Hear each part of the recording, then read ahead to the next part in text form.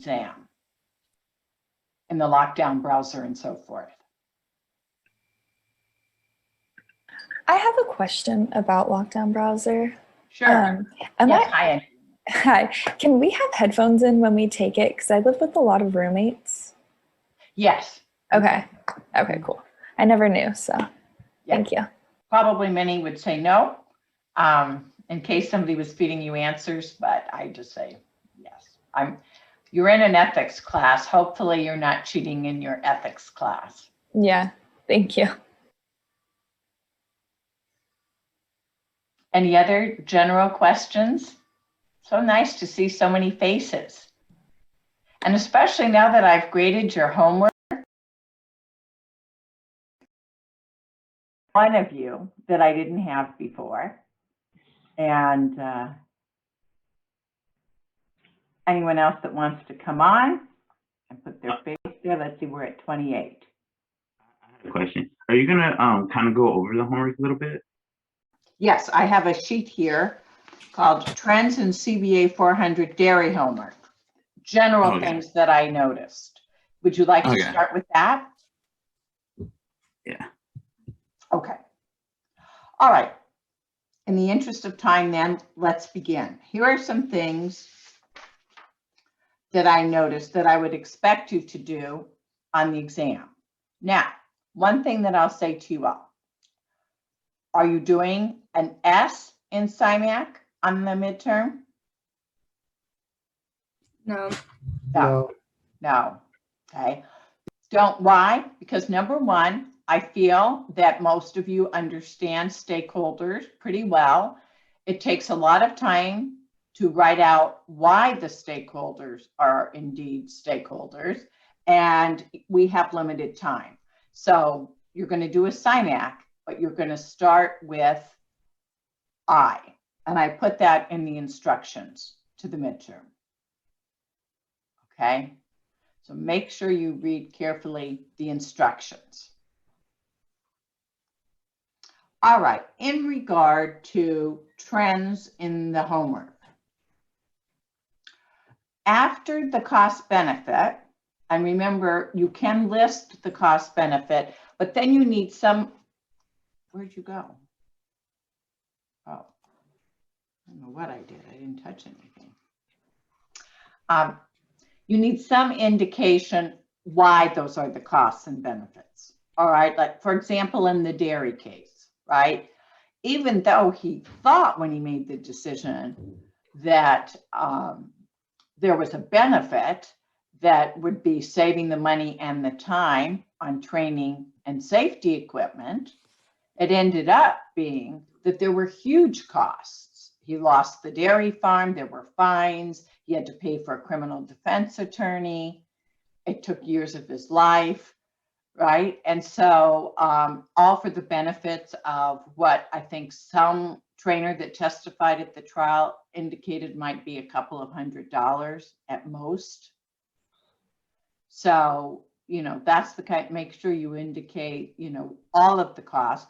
And the biggest cost of all, and the reason that you go on to the rights model, is there is the cost that can never be fully quantified, which is the loss of human life, right? And, you know, generous Patrick Faria, did offer to pay for the funeral and send the bodies back to Mexico, which I thought was so magnanimous, really, wasn't it? So, you know, that tells you you've got to go on to the rights model, and you will go on to the rights model 100% in the exam question.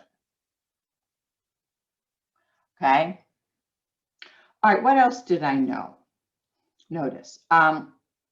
Say why the fundamental human right exists. So, for example, you would list right to life, right to be free of the risk of serious bodily harm, and so forth. But I'm also looking for you to say there that these are especially important in a hazardous work environment, such as a dairy farm, right? So it's like, why is it so important in that particular environment? Because it's a hazardous work environment. And who has control over the safety? Do the employees or does the owner and the foreman, right? So they are very vulnerable in that situation, made more vulnerable by the fact that they probably did not speak English very well. And they may also have been concerned that they were here illegally and that therefore, you know, if they said we don't want to go down, that they might lose their job. So we don't know. There are many factors that lead to this being especially pertinent in this case. Don't forget when you go through systemic, corporate, and I'll go over that with you in just a minute.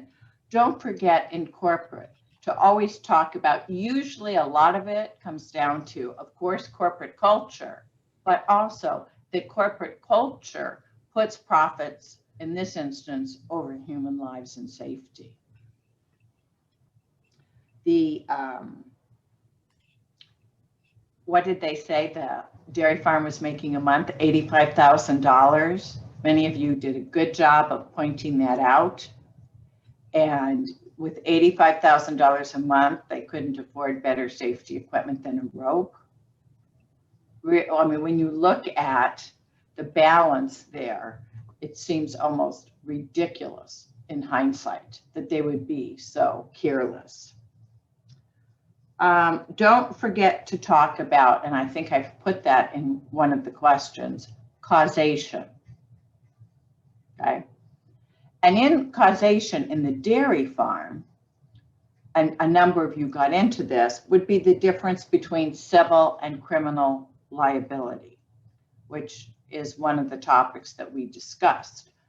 Civilly, the dairy case raised some very interesting societal issues, and many of you discussed that. Civilly would be if he had to pay certain fines for violations of Cal OSHA, Occupational Safety and Health, and the families had sued him for death benefits of some sort. All right.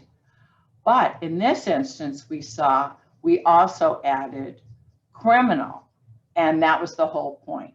Should we as a society criminalize workplace deaths as manslaughter if there's such a high degree of recklessness? And it substitutes for what? The criminal intent. All right, I think that's basically what I noticed generally. Now, if I were going to study for this exam, first of all, I would go back to the syllabus. So let's look at the syllabus as our way to begin. And I have the syllabus, I think, here. Okay.